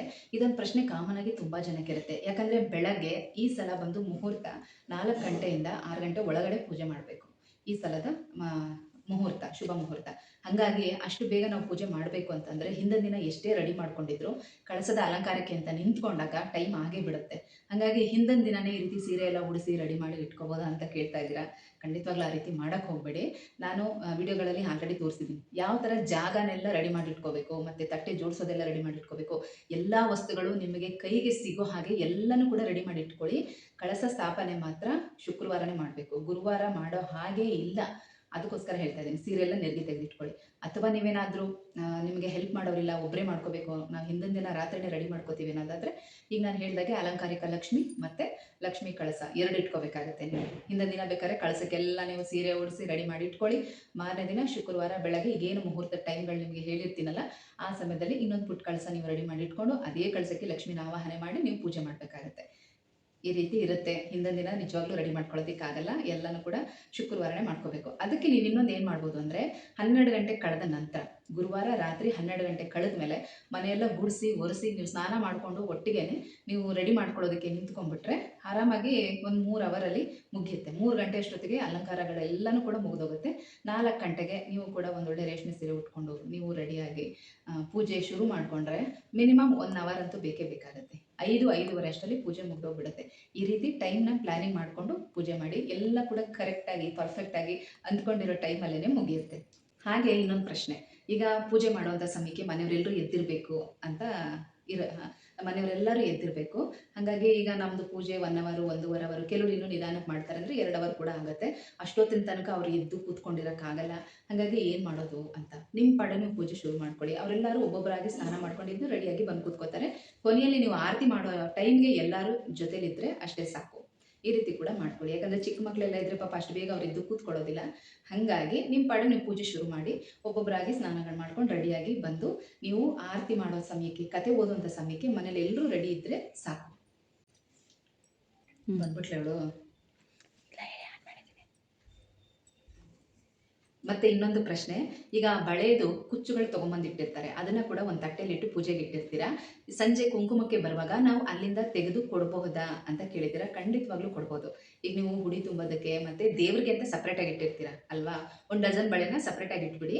ಇದನ್ನು ಒಂದು ತಟ್ಟೆಲಿ ಇಟ್ಟಿರ್ತಾರೆ. ಯಾಕಂದರೆ ನಾವು ತಾಂಬೂಲ ಕೊಡುವಂಥ ವಸ್ತುಗಳನ್ನ ಕೂಡ ಪೂಜೆ ಮಾಡಿನೇ ಕೊಡಬೇಕು. ಅದು ಕೂಡ ಮಹಾಲಕ್ಷ್ಮಿ ಸ್ವರೂಪ ಅಲ್ವಾ. ಹಾಗಾಗಿ ಆಮೇಲೆ ಅದನ್ನು ತೆಗೆದು ಕೊಡ್ಬೋದು, ಏನು ತೊಂದರೆ ಇಲ್ಲ. ಕೆಲವ್ರಿಗೆ ದೇವ್ರ ಮನೆಯಲ್ಲಿ ಈಗ ಲಕ್ಷ್ಮಿ ಕೂರಿಸ್ಬೇಕು ಅಂತ ಹೇಳಿದ್ರೆ ದೇವ್ರ ಮನೆ ಬಾಗಿಲು ಪಶ್ಚಿಮಕ್ಕೆ ಇರುತ್ತೆ ಕೆಲವ್ರಿಗೆ. ಹಾಗಾಗಿ ನಾವು ಏನು ಮಾಡೋದು, ನಾವು ದೇವ್ರ ಮನೆಯಲ್ಲೇ ಕೂರಿಸ್ಬೇಕು ಅಂದ್ಕೊಂಡಿದ್ದೀವಿ, ಆದರೆ ಉತ್ತರ ಅಥವಾ ಪೂರ್ವಾಭಿಮುಖವಾಗಿ ಕೂರಿಸೋಕ್ಕಾಗಲ್ಲ, ಪಶ್ಚಿಮಾಭಿಮುಖವಾಗಿದೆ ನಮ್ಮ ಮನೆ ದೇವ್ರ ಮನೆ ಅಂತ ಪ್ರಶ್ನೆ ಕೇಳಿದ್ದಾರೆ. ನಿಮ್ಮ ದೇವ್ರ ಮನೆ ಏನಾದರೂ ದೊಡ್ಡದಾಗಿತ್ತು ಅಂದರೆ ಉತ್ತರ ಅಥವಾ ಪೂರ್ವಾಭಿಮುಖವಾಗಿ ಕೂರಿಸೋದಕ್ಕೆ ಪ್ರಯತ್ನ ಮಾಡಿ. ಯಾಕಂದರೆ ಪಶ್ಚಿಮಾಭಿಮುಖವಾಗಿದ್ರೂ ಕೂಡ ಏನೂ ತೊಂದರೆ ಇಲ್ಲ. ದೇವ್ರ ಮನೆ ದೊಡ್ಡದಾಗಿದ್ದರೆ ಸೈಡ್ನಲ್ಲಿ ಉತ್ತರಾಭಿಮುಖವಾಗಿ ಕೂರ್ಸೋಕ್ಕಾಗುತ್ತಾ ಅಂತ ನೋಡಿ. ಆಗಲಿಲ್ಲ ಅಂದರೆ ಪರವಾಗಿಲ್ಲ, ಕೂರಿಸಿ. ದೇವ್ರನ್ನ ನೀವು ಪಶ್ಚಿಮಾಭಿಮುಖವಾಗಿ ಕೂರಿಸಿದಾಗ ನೀವು ಉತ್ತರ ಅಥವಾ ಪೂರ್ವಕ್ಕೆ ಮುಖ ಮಾಡಿ ಕೂತ್ಕೊಂಡು ಪೂಜೆ ಮಾಡೋಕ್ಕಾಗತ್ತಾ ಅಂತ ನೋಡಿ. ಆ ರೀತಿ ಆದರೆ ಖಂಡಿತ ಮಾಡ್ಬೋದು. ದಕ್ಷಿಣಾಭಿಮುಖ ಒಂದು ಬಿಟ್ಟು ಇನ್ನು 3 ದಿಕ್ಕಲ್ಲೂ ಕೂಡ ಕೂರಿಸ್ಬೋದು. ಅದರಲ್ಲಿ ಮೊದಲನೇ ಪ್ರಿಫರೆನ್ಸ್ ಏನು ಅಂದರೆ ಉತ್ತರಕ್ಕೆ. ಎರಡನೇದು ಪೂರ್ವಕ್ಕೆ, ಮೂರನೇದು ಪಶ್ಚಿಮಕ್ಕೆ ಅಷ್ಟೇ. ಇನ್ನು ದಕ್ಷಿಣಾಭಿಮುಖವಾಗಿ ಕೂರ್ಸೋಕೆ ಹೋಗಬೇಡಿ. ನೀವು ಕೂಡ ಅಷ್ಟೇ ಉತ್ತರ ಅಥವಾ ಪೂರ್ವಕ್ಕೆ ಮುಖ ಮಾಡಿ ಕೂತ್ಕೊಂಡೇ ಪೂಜೆ ಮಾಡಬೇಕು. ನೀವು ಹಾಲ್ನಲ್ಲಿ ಕೂರಿಸಿದ್ರು ಅಷ್ಟೇ, ದೇವ್ರ ಮನೇಲಿ ಕೂರಿಸಿದ್ರು ಅಷ್ಟೇ. ಸ್ನೇಹಿತರೆ, ಮತ್ತೆ ಅಭಿಷೇಕದ ಬಗ್ಗೆ ಪ್ರಶ್ನೆ ಕೇಳಿದ್ದಾರೆ. ಯಾಕಂದರೆ ಹಬ್ಬದ ದಿನ ನಾವೆಲ್ಲ ಜೋಡಿಸ್ಕೊಂಡು ಬಂದ್ಬಿಟ್ಟಿರ್ತೀವಿ. ಮತ್ತು ಅಭಿಷೇಕ ಮಾಡಿ ವಿಗ್ರಹಗಳನ್ನ ಮತ್ತೆ ತೊಳೆದು ಅರಿಶಿನ ಕುಂಕುಮ ಎಲ್ಲ ಹಚ್ಚಿ ಜೋಡಿಸಿ ಮಾಡೋದು ತುಂಬ ಟೈಮ್ ಆಗುತ್ತೆ. ಹಾಗಾಗಿ ಹಿಂದಿನ ದಿನವೇ ಅಭಿಷೇಕ ಮಾಡಿಕೊಂಡು ಹಬ್ಬದ ದಿನ ಪೂಜೆ ಮಾಡುವಾಗ ಈಗ ಪಂಚಾಮೃತ ಅಭಿಷೇಕ ಅಂದರೆ ಒಂದು ಹೂನಲ್ಲಿ ಅದನ್ನು ಹದ್ದಿ ದೇವರಿಗೆ ಅರ್ಪಿಸುವಂಥದ್ದು. ಈ ರೀತಿ ನಾವು ಮಾಡ್ಬೋದಾ ಅಂತ ಕೇಳಿದ್ದೀರಾ. ಖಂಡಿತವಾಗ್ಲೂ ಮಾಡ್ಬೋದು. ಹಿಂದಿನ ವಿಡಿಯೋದಲ್ಲಿ ನಾನು ಕೂಡ ಹೇಳಿದೆ. ಬೇಕಾದರೆ ಗುರುವಾರನೇ ಸಂಜೆ ಅಭಿಷೇಕ ಮಾಡಿ ವಿಗ್ರಹಗಳನ್ನೆಲ್ಲ ಜೋಡಿಸ್ಕೊಂಬಿಡಿ. ಆಮೇಲೆ ಬೇಕಾದರೆ ಶುಕ್ರವಾರ ಕಳಸ ಸ್ಥಾಪನೆ ಮಾಡ್ಕೋಬೋದು. ಲಕ್ಷ್ಮೀ ಮೊಗಸಿರಿಗೂ ಕೂಡ ಅಷ್ಟೇ, ಹಿಂದಿನ ದಿನ ಗುರುವಾರನೇ ಹಾಲಿನ ಅಭಿಷೇಕ ಎಲ್ಲ ಮಾಡಿ ತೊಳೆದು ಮೊಗಸಿರಿನೂ ಕೂಡ ಅಲಂಕಾರ ಮಾಡಿ ಇಟ್ಬಿಡಿ. ಯಾಕಂದರೆ ಶುಕ್ರವಾರ ಅದೆಲ್ಲ ಮಾಡೋ ಅಷ್ಟು ಟೈಮ್ ಇರೋದಿಲ್ಲ. ಹಾಗಾಗಿ ಹೇಳ್ತಾ ಇದ್ದೀನಿ, ಎಲ್ಲನೂ ಅವತ್ತೇ ಮಾಡ್ತೀವಿ ಅಂದರೆ ತುಂಬ ಗಡಿಬಿಡಿ ಆಗುತ್ತೆ, ಸಮಯಕ್ಕೆ ಸರಿಯಾಗಿ ಪೂಜೆ ಮಾಡೋದಕ್ಕಾಗಲ್ಲ. ಹಾಗಾಗಿ ಗುರುವಾರ ಸಂಜೆ ಮಾಡ್ಕೋಬಹುದು. ನೀವು ಪೂಜಾ ರೂಮ್ ಕ್ಲೀನಿಂಗ್ ಕೆಲಸನ ಆದಷ್ಟು ಬುಧವಾರನೇ ಮುಗಿಸ್ಕೊಂಬಿಡಿ. ಗುರುವಾರ ಮಧ್ಯಾಹ್ನದ ತನಕ ಹೊರಗಡೆಯಿಂದ ಏನಾದರೂ ತರೋವಂಥದ್ದಿದ್ರೆ ಅದನ್ನೆಲ್ಲ ತೊಗೊಂಡು ಬಂದು ಎತ್ತಿಟ್ಕೊಡಿ. ಕಂಪ್ಲೀಟಾಗಿ ಮನೆ ಡೀಪ್ ಕ್ಲೀನಾಗಿ ಅಂದರೆ ಒರೆಸ್ಕೊಂಬಿಡಿ. ಸ್ವಲ್ಪ ಅರಿಶಿನ, ಸ್ವಲ್ಪ ಗೋಮೂತ್ರನೋ ಅಥವಾ ಕಲ್ಲುಪ್ಪು ಈ ಥರ ಹಾಕ್ಕೊಂಡು ಕಂಪ್ಲೀಟಾಗಿ ಮನೆಯೆಲ್ಲ ಒರೆಸಿ ಕ್ಲೀನ್ ಮಾಡಿ ಇಟ್ಕೊಂಬಿಡಿ. ರೂಮ್ಗಳು ಎಲ್ಲ ಏನೇನು ಇರುತ್ತೋ ಅದೆಲ್ಲ ಒರೆಸಿ ಕ್ಲೀನ್ ಮಾಡ್ಕೊಂಬಿಡಿ.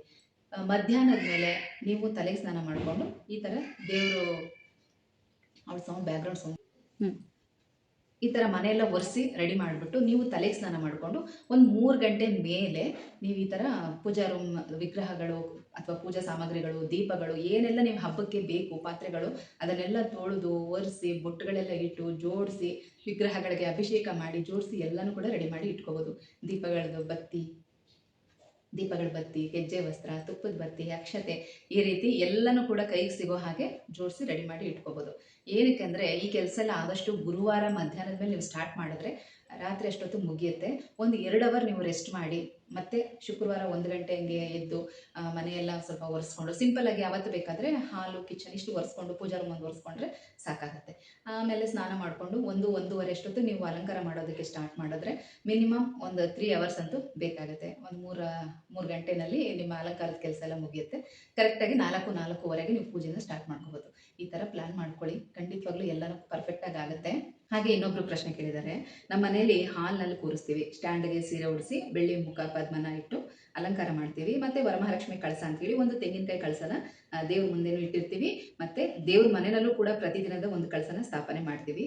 ಇದು ಸರಿನಾ ತಪ್ಪ ಅಂತ ಕೇಳಿದರೆ ಕರೆಕ್ಟಾಗಿದೆ, ಈ ರೀತಿಯೇ ಮಾಡಬೇಕು. ನಾನು ಅದನ್ನೇ ಹೇಳ್ತಾ ಇದ್ದಿದ್ದು, ಈ ರೀತಿ ಮಾಡ್ಬೋದು, ಸರಿಯಾದ ವಿಧಾನ. ಇನ್ನೊಬ್ರು ಪ್ರಶ್ನೆ ಕೇಳಿದ್ದಾರೆ, ಈಗ ಲಕ್ಷ್ಮಿ ಕಳಸಕ್ಕೆ ಆರ್ಟಿಫಿಷಿಯಲ್ ಕೈ ಕಾಲು ಇದನ್ನೆಲ್ಲ ಜೋಡಿಸೋದು ಸರಿನಾ ತಪ್ಪ ಹೇಳಿ, ಆ ರೀತಿ ಜೋಡಿಸಿ ಅಲಂಕಾರ ಮಾಡ್ಬೋದಾ ಬೇಡವಾ ಅಂತ ಕೇಳಿದರು. ನಾನು ಅವ್ರಿಗೆ ಕಮೆಂಟ್ಸಲ್ಲೇ ಉತ್ತರ ಕೊಟ್ಟಿದ್ದೆ ಬೇಡ ಅಂತ. ಮತ್ತೆ ಅವರು ಹಾಗಾದರೆ ಮುಂದಿನ ವಿಡಿಯೋದಲ್ಲಿ ಯಾಕೆ ಮಾಡಬಾರ್ದು ಅಂತ ತಿಳಿಸಿ ಅಂತ ಹೇಳಿದ್ದಾರೆ. ಸುಮಾರು ವಿಡಿಯೋದಲ್ಲಿ ಆಲ್ರೆಡಿ ತಿಳಿಸಿದ್ದೀನಿ, ಅವ್ರು ಮತ್ತೊಮ್ಮೆ ಕೇಳಿದ್ರಿಂದ ಹೇಳ್ತಾ ಇದ್ದೀನಿ. ಅದಷ್ಟು ಒಳ್ಳೆಯದಲ್ಲ ಅನ್ಕೋತೀನಿ. ಯಾಕಂದರೆ ಈಗ ನಾವು ಕಳಸ ರೂಪದಲ್ಲಿ ದೇವಿನ ಪೂಜೆ ಮಾಡ್ತಾ ಇರೋದು, ಆಮೇಲೆ ಮೊಗಸಿರಿನ ಇಟ್ಟು ಪೂಜೆ ಮಾಡುವಂಥ ಪದ್ಧತಿ ಕೂಡ ಬಂತು. ಅದಾದಮೇಲೆ ಇನ್ನೂ ಒಂದು ಹೆಜ್ಜೆ ಮುಂದೆ ಹೋಗಿ ಕೈ ಕಾಲುಗಳನ್ನೆಲ್ಲ ಇಟ್ಟು ಅಲಂಕಾರ ಮಾಡಿ ಮೂರ್ತಿ ರೂಪದಲ್ಲಿ ಪೂಜೆ ಮಾಡೋ ಥರ ಬಂದಿದೆ. ಹಬ್ಬ ಆದಮೇಲೆ ಏನು ಮಾಡ್ತೀರಾ ಹೇಳಿ? ಈಗ ನಾವು ಕಳಸಕ್ಕೆ ಹಾಕುವಂಥ ಪ್ರತಿಯೊಂದು ವಸ್ತುನೂ ಕೂಡ ದೈವಿಕ ಸ್ವರೂಪ ಅಂತ ಹೇಳಿ ಎಲ್ಲನೂ ಕೂಡ ಹುಷಾರಾಗಿ ಎತ್ತಿಟ್ಕೋತೀವಿ. ಸೀರೆ ಇಟ್ಟಿದ್ರೆ ಅದನ್ನು ಮೈ ಮೇಲೆ ಹಾಕಿ ತೆಗೆದಿಡ್ತೀವಿ, ಒಡವೆ ಹಾಕಿದರೆ ಅದನ್ನು ಕೂಡ ನಾವು ಮೈ ಮೇಲೆ ಹಾಕಿ ತೆಗೆದಿಡ್ತೀವಿ. ಇನ್ನು ನೀರು, ಕಳಸದ ನೀರಂತೂ ತುಂಬ ಪವಿತ್ರವಾದದ್ದು ಅಂತ ಅದನ್ನು ಮನೆಗೆ ತಲೆ ಮೇಲೆಲ್ಲ ಪ್ರೋಕ್ಷಣೆ ಮಾಡಿ ಎಲ್ಲನೂ ಇದು ಮಾಡ್ಕೋತೀವಿ. ದೇವ್ರ ಮುಂದೆ ಇಟ್ಟಿರುವಂಥ ವಸ್ತುಗಳು, ದುಡ್ಡು ಪ್ರತಿಯೊಂದನ್ನು ಕೂಡ ತೆಗೆದಿಟ್ಕೋತೀವಿ. ಆದರೆ ಈ ರೀತಿ ಕೈಕಾಲೆಲ್ಲ ಹಾಕಿ ಆ ಪಿನ್ನು ಚುಚ್ಚಿ ಅದನ್ನು ಎಲ್ಲ ಒಲೆದು ಮಾಡಿ ಮತ್ತು ಆಮೇಲೆ ಅದು ತೆಗಿವಾಗ ಹೇಗೆ ಮಾಡ್ತೀವಿ, ಹೆಂಗೆ ಬೇಕು ಹಾಗೆ ಕಟ್ ಮಾಡಿ ತೆಗೆದು ಎತ್ತಿಡ್ತೀವಿ. ಅದು ಅಷ್ಟೊಂದು ಒಳ್ಳೆಯದಲ್ಲ. ನನಗೆ ತೀರಾ ಬಿಡಿಸಿ ಹೇಳೋದಕ್ಕೂ ಕೂಡ ಕಷ್ಟ ಆಗುತ್ತೆ. ಅದು ನಿಜವಾಗ್ಲೂ ಒಳ್ಳೆಯದಲ್ಲ, ಆ ರೀತಿ ಮಾಡಲೂಬಾರ್ದು. ನಿಮ್ಮ ಇಷ್ಟಕ್ಕೆ ಬೇಕಾದರೆ ಮಾಡ್ಕೊಳ್ಳಿ, ಅಥವಾ ನೀವು ಆ ರೀತಿ ಅಲಂಕಾರ ಮಾಡೋಕ್ಕೆ ತುಂಬ ಇಷ್ಟ ಆಗುತ್ತೆ ಅನ್ನೋದಾದರೆ ಮಾಡಿ, ಪರವಾಗಿಲ್ಲ, ಏನೂ ತಪ್ಪಿಲ್ಲ. ಆದರೆ ಅದರ ಮುಂಭಾಗದಲ್ಲಿ ಒಂದು ಕಳಸನ ಸ್ಥಾಪನೆ ಮಾಡಿ ನೀವು ಆ ಕಳಸಕ್ಕೆ ಲಕ್ಷ್ಮಿನ ಆವಾಹನ ಮಾಡಿ ಪೂಜೆ ಮಾಡಬೇಕು. ಅದು ಒಂದು ರೀತಿ ಭಿನ್ನ ಆದಾಗುತ್ತೆ. ಹಾಗಾಗಿ ಅದು ಮಾಡೋದು ಅಷ್ಟು ಒಳ್ಳೆಯದಲ್ಲ ಅನಿಸುತ್ತೆ. ನನಗಂತೂ ಇಷ್ಟ ಇಲ್ಲ. ನನಗೆ ಅಂತಲ್ಲ, ತುಂಬ ಜನ ಅದನ್ನು ರೆಫರ್ ಮಾಡೋದು ಇಲ್ಲ, ಎಲ್ಲರೂ ಕೂಡ ಬೇಡ ಅಂತಲೇ ಹೇಳೋದು. ಆದರೆ ನಿಮಗೆ ಇಷ್ಟ ಇದ್ದರೆ ಮಾಡ್ಕೊಳ್ಳಿ, ತಪ್ಪೇನೂ ಇಲ್ಲ. ಮುಂಭಾಗದಲ್ಲಿ ಮಾತ್ರ ಇನ್ನೊಂದು ಕಳಸ ಸ್ಥಾಪನೆ ಮಾಡಿ ಅದಕ್ಕೆ ಪೂಜೆ ಮಾಡಿ. ಹಾಗೆ ಇನ್ನೊಬ್ಬರು ವಿವರ್ಸು ಕಮೆಂಟ್ ಮಾಡಿದ್ದಾರೆ, ನನಗೆ ಇತ್ತೀಚೆಗೆ ಒಂದು ಸರ್ಜರಿ ಆಗಿದೆ, 2 ತಿಂಗಳು ರೆಸ್ಟ್ ಬೇಕಂತ ಹೇಳಿದ್ದಾರೆ. ನಾನು ಕೆಲಸ ಏನೂ ಮಾಡೋದಕ್ಕಾಗಲ್ಲ, ಹೇಗೆ ಮನೆ ಡೀಪ್ ಕ್ಲೀನ್ ಮತ್ತು ಏನೂ ಕೆಲಸ ಮಾಡೋ ಹಾಗಿಲ್ಲ, ಹೇಗೆ ಮನೆಯೆಲ್ಲ ಡೀಪ್ ಕ್ಲೀನ್ ಮಾಡೋದು, ಮತ್ತು 3 ವರ್ಷದಿಂದ ಪೂಜೆ ಮಾಡ್ತಾ ಇದ್ದೀನಿ, ಇವಾಗ ಹೇಗೆ ಹಬ್ಬ ಮಾಡಲಿ ಅಂತ ಕೇಳಿದ್ದಾರೆ. ಏನೇ ಅಂದ್ರೂ ಈಗ ಹಬ್ಬ ಪ್ರತಿ ವರ್ಷ ಬರ್ತಾ ಇರುತ್ತೆ. ಆರೋಗ್ಯನೂ ಮುಖ್ಯ. ನಿಮ್ಮ ಕೈಲಿ ಎಷ್ಟಾಗುತ್ತೋ ಅಷ್ಟು ಮಾಡಿ. ತೀರಾ ಡೀಪ್ ಕ್ಲೀನ್ ಮಾಡೋದಕ್ಕೆ ಆಗಲಿಲ್ಲ ಅಂದ್ರೂ ಪರವಾಗಿಲ್ಲ. ಮನೆಗೆಲ್ಲ ಗೋಮೂತ್ರ ಪ್ರೋಕ್ಷಣೆ ಮಾಡಿ. ಗುರುವಾರ ಸಿಂಪಲ್ ಆಗಿ ಪೂಜಾ ರೂಮ್ ಎಲ್ಲ ಕ್ಲೀನ್ ಮಾಡ್ಕೊಳ್ಳಿ. ದೇವ್ರ ಸಾಮಾನೆಲ್ಲ ತೊಳ್ಕೊಳ್ಳಿ. ಕಳಸ ಸ್ಥಾಪನೆ ಮಾಡಿ. ಒಂದು ಬ್ಲೌಸ್ ಪೀಸು, ಬಳೆ ಇದಿಷ್ಟನ್ನ ದೇವಿ ಮುಂದೆ ಇಟ್ಟು ಪೂಜೆ ಮಾಡಿ. ಇಷ್ಟೇ ಸಾಕು. ಹಬ್ಬ ಮಾತ್ರ ನಿಲ್ಸಕ್ಕೆ ಹೋಗ್ಬೇಡಿ. ಯಾರು ನಿಮ್ಮನ್ನ ಮನೆಗೆ ಕುಂಕುಮ ಕರೆಯಕ್ಕೆ ಬರ್ತಾರೋ ಅವ್ರಿಗೆ ಒಂದು ಇಬ್ಬರಿಗೋ 5 ಜನಕ್ಕೋ ಕುಂಕುಮ ಕೊಡಿ. ನಿಮಗೆ ಸಾಧ್ಯವಾದರೆ ಹೋಗಿ ನೀವು ಕೂಡ ಅಕ್ಕಪಕ್ಕದ ಮನೆಗಳಲ್ಲಿ ಕುಂಕುಮ ತಗೊಳ್ಳಿ. ಇಷ್ಟು ಮಾಡಿದ್ರೆ ಸಾಕು. ರಾತ್ರಿಗೆ ಒಂದು ಕೆಂಪು ನೀರು ಆರತಿ ಮಾಡಿ ಹೊರಗಡೆ ಹಾಕ್ಬಿಟ್ಟು ಕಳಸನ ಕದಲಿಸ್ಬಿಡಿ. ಇನ್ನು ನೈವೇದ್ಯ ಏನು ಮಾಡೋದಕ್ಕೆ ಆಗಲಿಲ್ಲ ಅಂದ್ರೂ ಚಿಂತೆ ಇಲ್ಲ. ಒಂದು ಗ್ಲಾಸ್ ಹಾಲು ಕಾಯಿಸಿಡಿ. ದೇವಿಗೆ ಇಷ್ಟವಾಗಿರುವಂಥ ದಾಳಿಂಬೆ ಹಣ್ಣನ್ನು ನೈವೇದ್ಯಕ್ಕಿಟ್ಟು ಪೂಜೆ ಮಾಡಿದ್ರು ಕೂಡ ಸಾಕು. ಅಮ್ಮ ಸಂತೃಪ್ತಿ ಆಗ್ಬಿಡ್ತಾರೆ. ನಿಮ್ಮ ಆರೋಗ್ಯ ಚೆನ್ನಾಗಿರುತ್ತೆ. ಮುಂದಿನ ವರ್ಷದಷ್ಟೊತ್ತಿಗೆ ನೀವು ತುಂಬ ಆಕ್ಟಿವ್ ಆಗಿ ಆರೋಗ್ಯವಾಗಿ ಹಬ್ಬ ಮಾಡೋ ರೀತಿನೇ ತಾಯಿ ನಿಮ್ಗೆ ಆಶೀರ್ವಾದ ಮಾಡ್ತಾರೆ. ಹಾಗೆ ಬೇರೆಯವರು ಕೂಡ ಅಷ್ಟೇ. ಆರೋಗ್ಯ ಸರಿ ಇಲ್ಲ ಅಂದ್ರೂ ತುಂಬ ಟೆನ್ಷನ್ ಮಾಡ್ಕೊಂಡು ಹೇಗೆ ಮಾಡೋದಪ್ಪ ಅಂತೆಲ್ಲ ಚಿಂತೆ ಮಾಡೋಕ್ಕೆ ಹೋಗ್ಬೇಡಿ. ಯಥಾಶಕ್ತಿ ಅಷ್ಟೇ. ನಿಮ್ಮ ಶಕ್ತಿಯಾನುಸಾರ ಹೇಗಾಗುತ್ತೋ ಹಾಗೆ ಮಾಡ್ಕೊಳ್ಳಿ. ಶ್ರದ್ಧೆ ಭಕ್ತಿ ಒಂದೇ ದೇವ್ರು ಕೇಳೋದು. ಮಿಕ್ಕಿದ್ದೆಲ್ಲ ನಮ್ಮ ಇಷ್ಟಕ್ಕೋಸ್ಕರ ನಾವು ಮಾಡೋದಷ್ಟೇ. ಓಕೆ, ಎಷ್ಟು ಸಾಧ್ಯ ಆಗುತ್ತೋ ಅಷ್ಟು ಪ್ರಶ್ನೆಗೆ ಉತ್ತರ ಕೊಟ್ಟಿದ್ದೀನಿ. ತುಂಬ ಜನಕ್ಕೆ ಈ ಉತ್ತರಗಳು ಉಪಯೋಗ ಆಗುತ್ತೆ ಅಂತ ತಿಳ್ಕೊಂಡಿದ್ದೀನಿ. ಇನ್ನೂ ಏನಾದರೂ ಡೌಟ್ ಇದ್ದರೆ ಕಮೆಂಟ್ಸ್ ಮಾಡಿ. ನಾನು ಫ್ರೀ ಇರುವಾಗ ಖಂಡಿತವಾಗ್ಲೂ ಎಲ್ಲ ಪ್ರಶ್ನೆಗಳಿಗೂ ಉತ್ತರ ಕೊಡ್ತೀನಿ. ಈ ವಿಡಿಯೋನ ಇಲ್ಲಿ ಎಂಡ್ ಮಾಡ್ತಾ ಇದ್ದೀನಿ. ವಿಡಿಯೋ ಹೇಗಿತ್ತು ಅಂತ ತಪ್ಪದೆ ಕಮೆಂಟಲ್ಲಿ ತಿಳಿಸಿ. ಹಾಗೆ ನಿಮ್ಮ ಪ್ರಶ್ನೆಗಳಿಗೆಲ್ಲ ಉತ್ತರ ಸಿಗ್ತಾ ಅದು ಕೂಡ ಕಮೆಂಟಲ್ಲಿ ತಿಳಿಸಿ, ಆಯಿತಾ?